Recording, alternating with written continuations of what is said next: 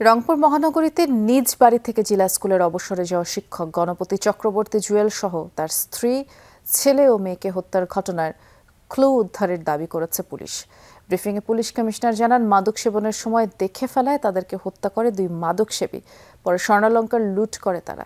এদিকে দোষীদের বিচার চেয়ে মানববন্ধন করেছে কারমাইকেল কলেজ এবং জেলা স্কুলের শিক্ষার্থীরা।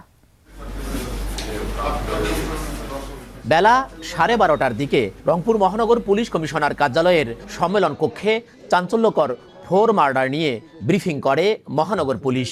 কমিশনার মোহাম্মদ আব্দুল মাবুদ দাবি করেন, হত্যাকাণ্ডের ঘটনায় মাসুয়াপাড়া এলাকার সিদ্ধার্থ ও মুগ্ধ দাস নামের দুইজনকে গ্রেপ্তারের পর স্পষ্ট হয় খুনের মোটিভ।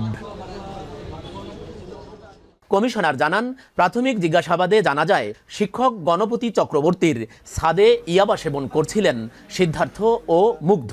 তাদেরকে বাধা দিলে গলায় গামছা পেঁচিয়ে প্রথমে গণপতি চক্রবর্তীকে হত্যা করা হয়। টের পেয়ে এগিয়ে আসলে ছাদে শুকাতে দেয়া আরেকটি গামছা দিয়ে শ্বাসরোধে হত্যা করা হয় স্ত্রী প্রীতিলতাকেও। আসামিরা তাদের পরিচয় প্রকাশ না করার জন্য, সমাজে তাদের যেন পরিচয় প্রকাশ না হয়ে যায়, তাৎক্ষণিকভাবে ওই সারের গলায় যে গামছাটা ছিল সেই গামছা দিয়ে পেঁচিয়ে উনাকে সেখানে হত্যা করেন। প্রীতিলতা চক্রবর্তী ওরফে ভোলা এই ম্যাডাম উপরে আসার চেষ্টা করেন। উপরে আসার সময় পুরনো এটা গামছা পেঁচিয়ে উনাকে সিঁড়ির মধ্যে হত্যা করেন। পুলিশের দাবি, সাক্ষী না রাখতে হত্যা করা হয় মেয়ে প্রার্থী ওরফে আগামী চক্রবর্তী এবং ছেলে প্রিয়মকেও। কমিশনার দাবি করেন, হত্যাকাণ্ডের পর বাসাতেই আরেকটি ইয়াবা সেবন করে সিদ্ধার্থ ও মুগ্ধ। এরপর লুট করে স্বর্ণালংকার। গোসল ও বিশ্রামের পর বেরিয়ে যায় বাড়ি থেকে।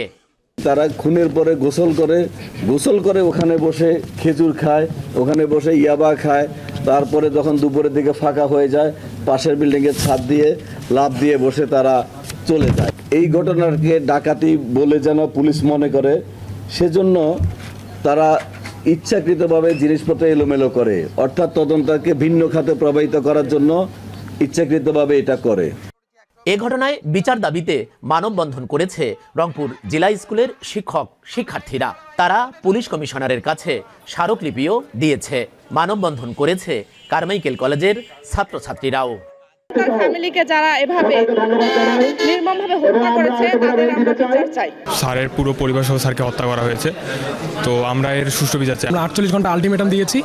আমরা 48 ঘন্টার মধ্যে যদি কার্যকরী কোনো পদক্ষেপ দেখতে না পাই, তবে আমরা ভিন্ন পদক্ষেপ গ্রহণ করব। আমরা চাই ঘটনা দ্রুত তদন্ত, আসামি গ্রেপ্তার এবং বিচারের কাঠগড়ায় দাঁড় করানো হোক। বৃহস্পতিবার ভোররাতে মাসুয়াপাড়ার নিজ বাড়িতে খুন হন জেলা স্কুলের অবসরপ্রাপ্ত শিক্ষক গণপতি চক্রবর্তী, তার স্ত্রী প্রীতিলতা চক্রবর্তী, কন্যা কারমাইকেল কলেজ থেকে ইংরেজিতে মাস্টার্স পাশ করা আগামী চক্রবর্তী ও পুত্র জেলা স্কুলের 5ম শ্রেণী পড়ুয়া প্রিয়ম চক্রবর্তী।